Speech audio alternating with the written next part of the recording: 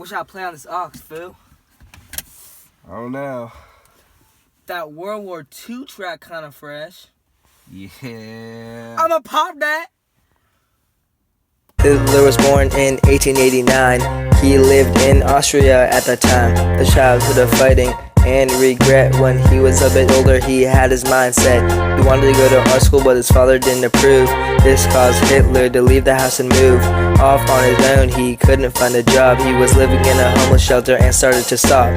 At the time, he started to form views that his future would involve killing the Jews. He wanted to overthrow, but it failed. This caused Hitler to land in jail. In jail, he wrote down his plans. Mein Kampf was the name, and it brought him many fans. Hitler was released in 1924. Now he could execute his plan and start a war. On January 30th, 1933, Hitler became Chancellor of Germany. He stirred up the fears of the German people by telling the world that the Jews are evil. Bruh. Dude, that was the freshest track I've ever heard. I'm still not recovering. I got another track that I could play on the auxiliary though. Light it up.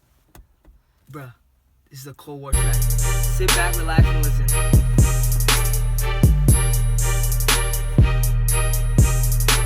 From 1947 to 1991, two nations were affecting almost everyone. The East and the West were becoming separated. Between these sides, things were complicated. After the war, there were two superpowers. The U.S. was led by Dwight Eisenhower. Europe was divided by the Iron Curtain. The fate of this dispute was fairly uncertain. Communism in the East, non-commies in the West. The superpowers attempted to influence the rest. Countries were divided after World War II. Third world countries, the US and the Soviet Union. Third world countries needed political aid. The US and the Soviets said, right away. They got involved in wars of the proxy. Gorbachev and Reagan were sly and foxy. Iran, Vietnam, Korea, etc. Of proxy wars there were a plethora. A proxy war is when two powers brawl without getting directly involved at all.